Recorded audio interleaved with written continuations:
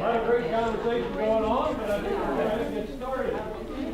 I'm John South. I'm the office manager, conservation engineer for the Soil and Water Conservation District, and it's my pleasure to introduce Roy Ballard this morning. Roy is the Ag Extension Agent over in Hancock County, helping us out this morning.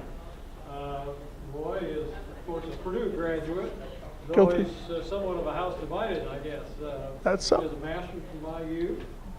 But, we won't hold that again. No, we'll listen to him anyway, won't we?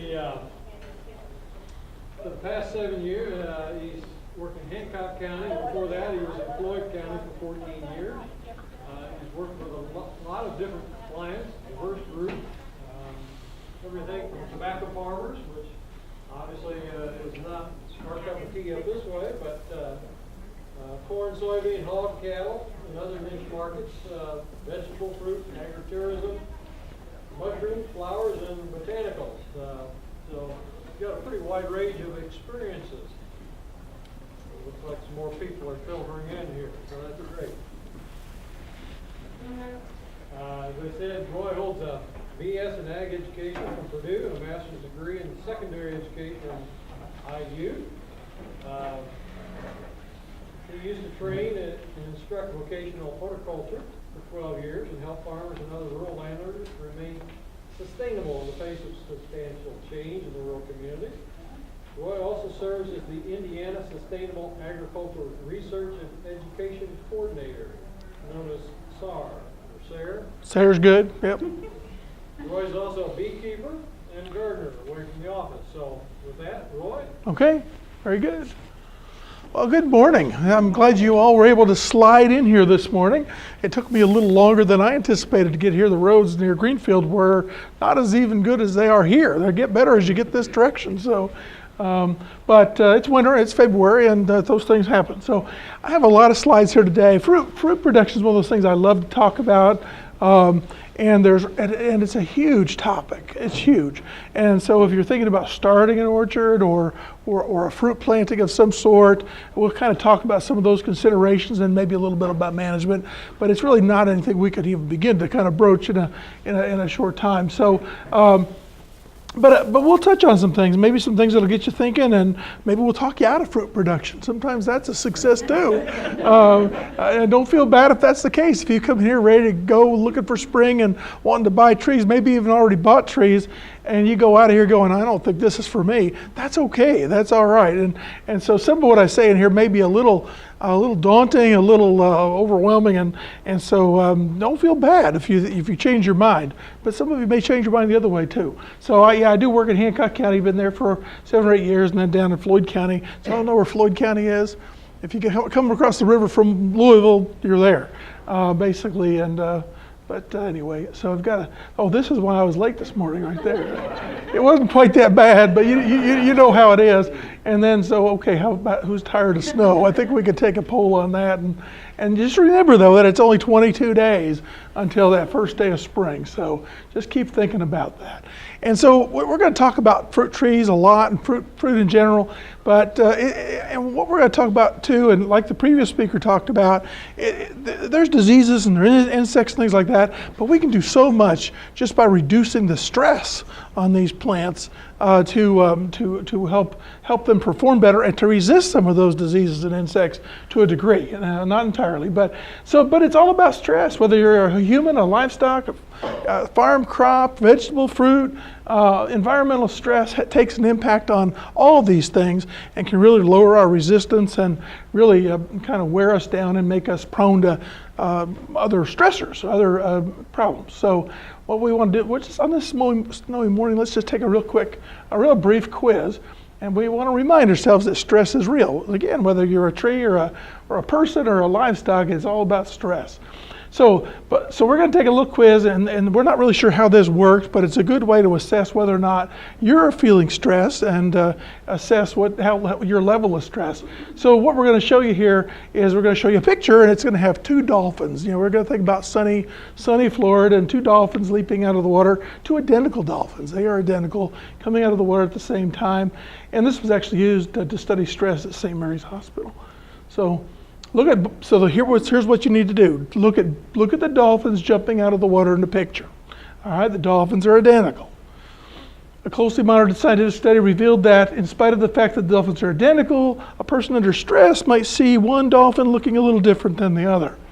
All right, the more difference you see, the more likely you're experiencing some substantial stress. So here we go. We're going to take a look at this photograph.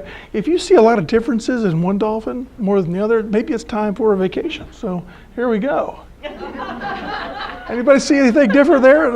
No, they look perfectly identical. So no need to reply. I'm going to be on vacation too. So I hope you're surviving this stress. But this is a silly thing, I know, but it is about stress. And plants experience stress just like we do.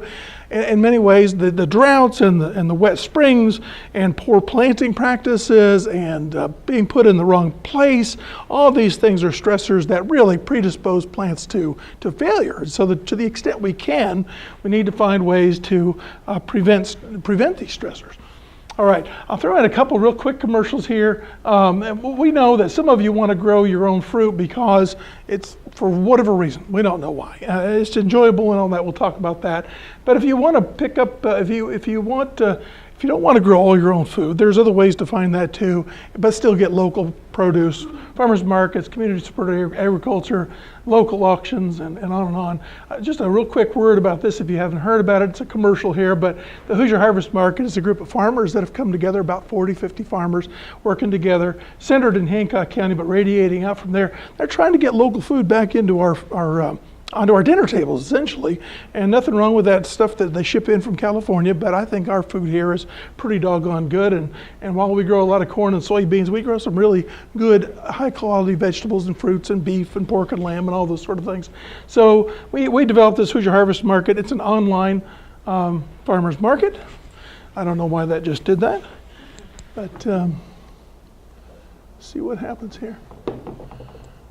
I'm not familiar with Macs, anything with an apple on them. That's not good at all. No, that's so when you say, I'm not familiar with Mac, but I know that's probably not a good thing.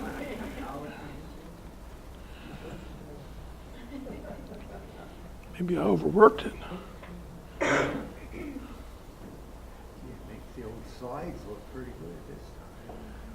Yeah, that's right. There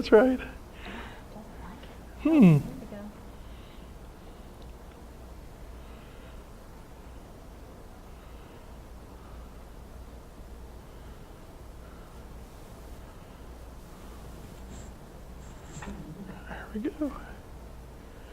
We'll try again. That's pretty close, yeah. So we'll see what happens here. It's always technology is an exciting ride. So these farmers have come together, and it's an online farmers market. Basically, the market opens automatically at noon on Friday, and you can go in from your home computer or your mobile phone or from your office, and you can shop from all these farmers who have come together to sell to you. And it's a good system. And then the market closes on Wednesday. All the farmers get a notice of what they sold. They bring that product into us on Thursday. We ship it back out on Thursday afternoon, so the product is fresh from Thursday morning to Thursday noon. And everything's done electronically. So, and there's an app, of course, and you can actually yesterday, just tell you a quick story. Yesterday at 11:56, remember the market closes at noon. 11:56, I remembered, I forgot to order my groceries for the week. 11:56, I pulled out the cell phone, and I'm not a big technology person, went to the app for Hoosier Harvest Market, clicked on it. 5 minutes later, well, not 5 minutes, 4 minutes later, I had all my groceries purchased, and they're being actually delivered today. So, and it's all automatic. So it's kind of nice. It's a good system. Also, I just want to remind you of our Indiana Small Farm Conference coming up this next week, March 5th through 7th. If you're looking at going beyond just home gardening or home fruit production into a commercial venture, this is a great place. This is kind of an on-ramp place for those people who are just starting into farming or just ramping up that home garden into a commercial venture of some sort. All right, well, let's talk about fruit finally. I want to remind you that fruit production is really a combination. It's science, for sure. There's no doubt. There's science involved with fruit production, but it's really an art as well. Producing good fruit is as much art as it is science. And anybody that's going to enter into fruit production seriously, not just grabbing a few trees out of Walmart and throwing them in the backyard, that's a recipe for failure. If you're going to seriously look at this as a way to provide food for your family, it's a way you really have to do your homework. Talk to some people that grow fruit locally, and then really begin to blend that art and science together. Lots of good reference materials out there from Purdue and other places. Cornell has some wonderful resources on fruit for the home gardener, as does Ohio State. Purdue is getting on the bandwagon here and really ramping up for some home gardening things too. But we have lots of things for the larger commercial producers as well. So we have some wonderful publications that have just been revised, and these are done by Dr. Jenna Beckerman on disease susceptibility of common apple cultivars. That's a lot to say, but basically there are some varieties of apples, many of which have been developed at Purdue, that don't get certain diseases. Disease is a big thing with fruit. Disease likes to consume your fruit before you get a chance to enjoy it. And so there are varieties now that simply don't get these diseases or get them very little. And you can actually reduce your pesticide use dramatically by buying those trees and planting those. And then the one over here on apple scab, which our previous speaker talked about too. It'll get on your crab apple trees as well as your trees in your backyard of fruit producers. Lots of reasons that you might want to grow fruit for yourself. And all these are good, regardless of which ones you choose. You might want to know how your fruit was produced. If you see it show up in the grocery store, there's a whole story behind that fruit that you don't get to know. You don't get to know how it was produced, where, under what conditions, what pesticides were used on it, what cultural practices were used, how it was shipped, how it was, treated after it was harvested, who handled it. You don't know any of that. You just accept it as being a good, healthful product, and for the most part it is. If you want to take a bigger control over your food, this is one way to do that. Also, I think it's important to teach our children and our neighbors a little bit about home fruit production, where our food comes from, and how it's important to work, how much work it takes to produce our own food. Save money? What do you think about saving money?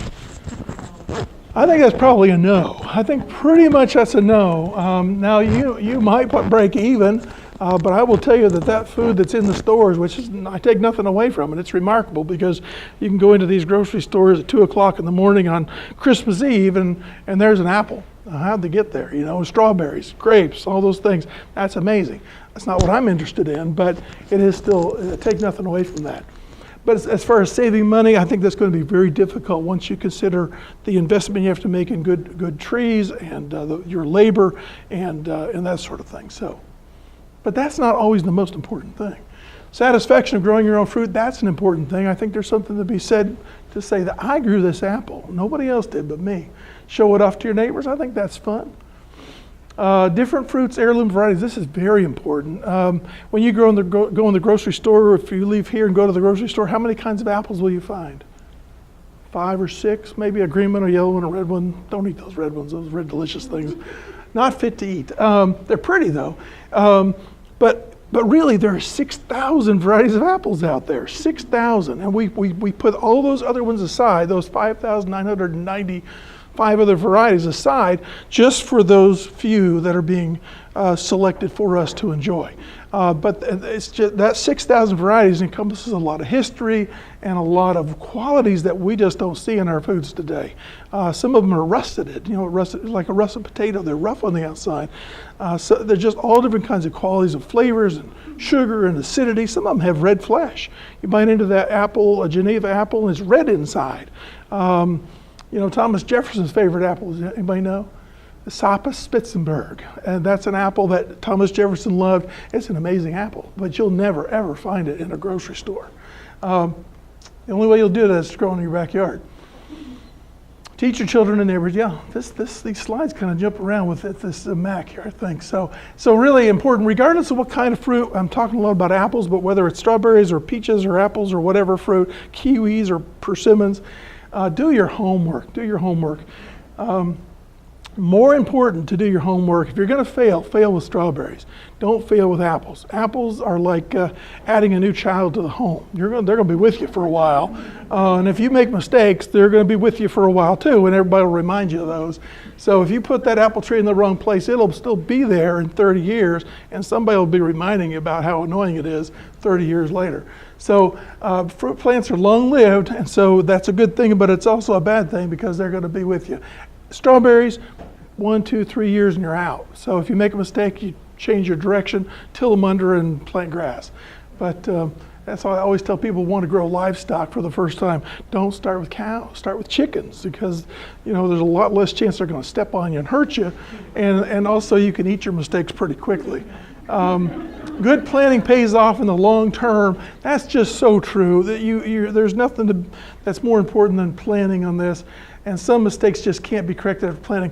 If you want to improve, that tree, like I say, is going to be there for 10, 20, 30 years. You cannot correct soil problems once that tree's planted. You can't go in and till that soil. You can't go back in and amend the soil. Once that tree's in the ground, that's what's going to be there. So I always tell people, if they're thinking about and people get real excited all of a sudden about growing fruit. They want to do it right now. I encourage people to take a year, kind of decompress. Take that year and build up select the site, decide what kind of trees, what spacing you want, what kind of rootstocks, and build up that soil for a year with tillage and cover crops and incorporating those back in to build up change the pH if you need to. Then come back, if you're still really interested in it, the next year plant that tree. And then that's the best thing you can do. So really get your ducks in a row. There's some ducks actually in a row. To get your ducks in a row before you plant. And also think about yourself. Think about your personal inventory, your family inventory. Again, 30 years, that tree's going to be there. 20 years, where will you be in 20 years or 30 years? What will your physical abilities be at that time? What will your enthusiasm level be at that time? I don't know, and maybe you don't either, but think about that. Your physical health. Are you going to be able to get out there this time of year and prune those apple trees? Do you want to do that? Are you going to be home in September and October of each year? Or do you have a condo someplace you're going to go that time of year and totally lose the crop? Because these trees won't wait for you to come back. They want to be harvested when they need to be harvested. Are you willing to work outside, or do you just like looking at pretty apple pictures in a catalog? That's okay, but let that be the extent of it. Don't plant the trees unless you really are willing to commit to working outside. How much time you have. If your job takes all your time in the month of March and April when you need to be trimming and spraying, this may not be for you. Or it may not be fruit trees. You may want to be looking at strawberries or something else. And if you're not willing to seek information and learn, this is really not for you, because again, these trees, not just sticking them in the ground. There's a lot of foundational information you need, a lot of information along the way that you need. And each season's different. The amount of moisture, the amount of cold, it's an ongoing learning process. And how much family involvement you think, we've got 3 little kids at home and they need something. They need to learn about growing fruit, and they're going to come out there and help you pick plant the trees and pick the apples, and then they go off to college, and now the trees are in full production and you're it. Where are those kids when you need them to pick that fruit? Well, they're off learning at college like you want them to do. So think about where those kids will be at that time, and think about how intensively you want to manage these. I will tell you, with some of the new fruit trees we have, you can intensively manage a lot of trees on a very small acreage, and you can produce some incredibly high quality fruit if you do it correctly, if you do your homework. Or you can create a real mess. You can create a thicket that you can't take care of, or a grove of big old bushy trees that will never produce fruit. Okay? Do you want one tree, or do you want an orchard? With the smaller varieties we have today, you don't have to limit yourself to one Golden Delicious or one McIntosh. You can grow dozens of trees in a small acreage. And that could be apples, peaches, pears, and you could have the other berries as well in a very small landscape. And then what are you going to do with that fruit, really, seriously? Are you going to be able to deal with 28 bushels of apples that come from a standard size apple tree? That's a lot of fruit. That makes a lot of cider. Or you can give it to the food pantry, soup kitchen, give it to your neighbors, if they don't roll up their windows, fill their car with apples. What's that? Feed them to pigs, yeah. And I know some people that grow fruit trees just for wildlife. They put them in and they walk away from them, let the animals enjoy them. And that's okay, kind of, sort of, but when you think about diseases, those diseases are going to find those trees, and then those diseases are going to spread to other people's trees that really are trying to take care of their fruit. So think about where you are in the state. There is a significant climatic difference between there and there. And down here you have a lot more options as far as the temperatures go and the winter extremes. Up here, along the lake, you have some moderation of the temperatures. And here where we are down here, you know, this is kind of like, I moved up here from down here. This is like living on the prairie to me. The winds come whipping out of the west and blow the trash cans into the field, and I never experienced that before. If you plant a young fruit tree here, you better stake it to the ground, or it will be laying flat with a full fruit load on it someday. So it makes a difference how the exposure, whether you're urban or rural, and you can grow fruit in either place. But remember, if you put an apple tree in your front yard, if the neighborhood kids decide they want to throw something, what are they going to throw?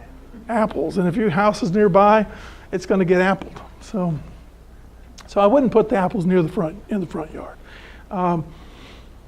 You can grow fruit in a very small area too. You can grow fruit in a two-dimensional fashion. This is called espalier, and it's a lot of fun. And if you're the kind of person that likes to build a ship in a bottle, or you're very detail-oriented, this is for you. And I've done this before, and it's fascinating, but you have to stay with it.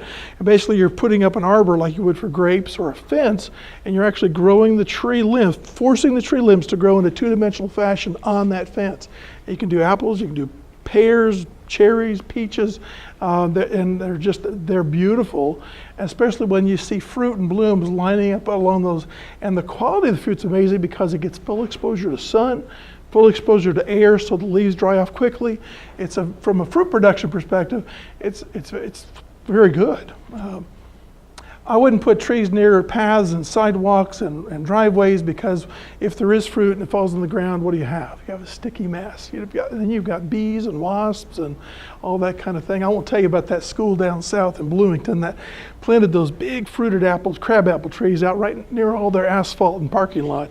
And in the fall, when you'd go there, all those things would fall on the ground and people would be tracking in that sappy syrup up into the student union building, and bees and wasps I don't know what school that was, but Purdue's in West Lafayette, so it wasn't Purdue. pH is the acidity or alkalinity of the soil, and most of our fruit plants tolerate a wide range of pH, so you're probably okay. Still a good idea to test your soil for acidity. And the soil and water test soil, that's a wonderful service right there. But if you're growing blueberries, absolutely check that pH. Check the pH ahead of time. Blueberries at least a year in advance, because if you have to drop the pH, it's going to take time. And blueberries have to have a very low pH, unlike some of the other plants. More blueberries are lost every year because people put them in poor soil, or not poor soil, but good soil that has a high pH, and they just die. Drainage and soil type, very important. You can grow fruit a lot of different places, even on some pretty poor soils. Poor soil is not a bad thing because it makes the tree grow slower, in a more strong fashion. Very fertile soils like you would have in a home lawn with lots of fertilizer on the grass, that creates a very fast growing, very weak tree that's subject to disease. So it's not all about fertility, it's more about drainage and infiltration of the water and pH than it is about fertility. It's not about nutrients. You might want to work with your neighbors to grab up all those leaves they have, any kind of organic material a year ahead, start tilling that into the site. If you have thin soils, which we probably don't here, down in southern Indiana we did, people would take a plow and they'd go down and they would plow soil up on one side, come back down the other and plow it back so you have a ridge, and then you would amend that ridge with organic matter and grow cover crops on it to build up that organic matter in the soil a year ahead of time to get that going. Tree fruits and small fruits, just real quickly, I'm not going to talk much about small fruits, but again, small fruits are where to begin. If you're going to dabble with small fruits, because number one, you get a very quick return. It's very satisfying to have a crop in 1 year, whereas apples, it may take 3, 4, 5 years. That's a little more time. You can do both. Strawberries and brambles are very, very easy to grow. They're just kind of, I use the terrible term no-brainer, but they're pretty easy to grow. Moderate grapes and apples and peaches, pretty easy to grow. They've got some issues if you don't have your soil prepared, or if it gets extremely cold. 10 below zero, by the way, will pretty well take out our berry crop. Where's that? What temperature have we been to? We've been there. So this year, if you have blackberries, you probably won't have any blackberries. There are some cold hardy types that might skate through, but we lose crops each year. Trellising for the grapes is absolutely necessary, and that can be very expensive, and you have to build them correctly. You can't just build up a clothesline pole. It's got to be built like a trellis to carry the fruit load properly.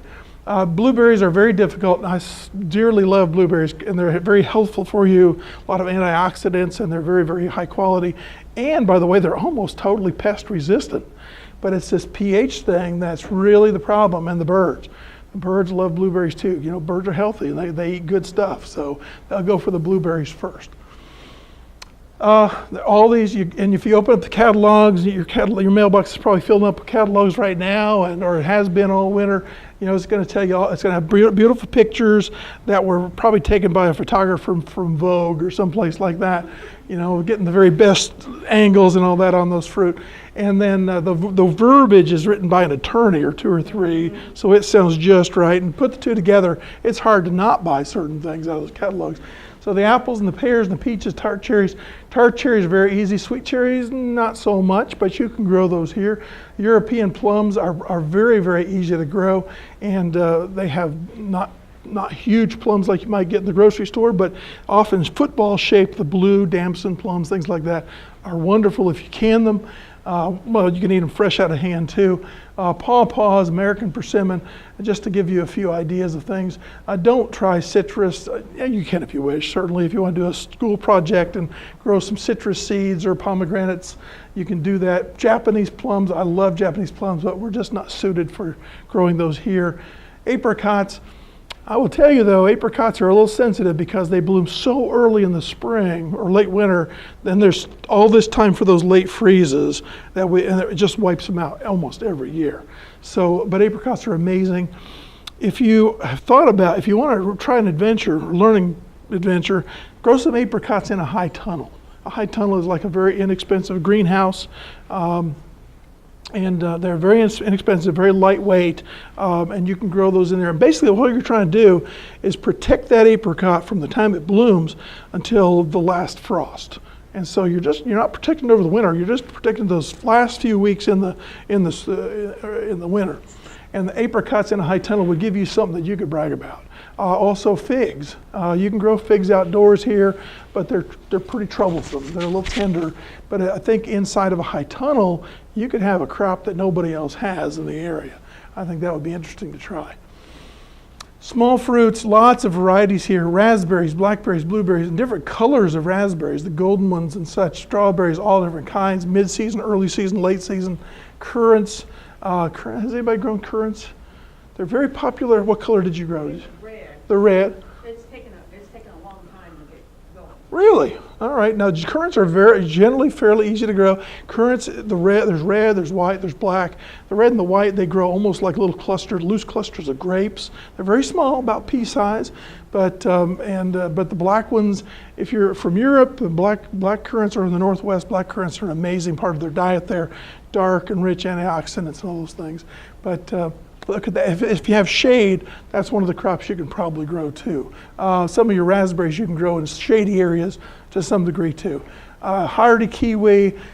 If you want to grow something just for fun, grow a hardy kiwi, but give it lots of room and don't expect to feed your family on what you're going to get from it.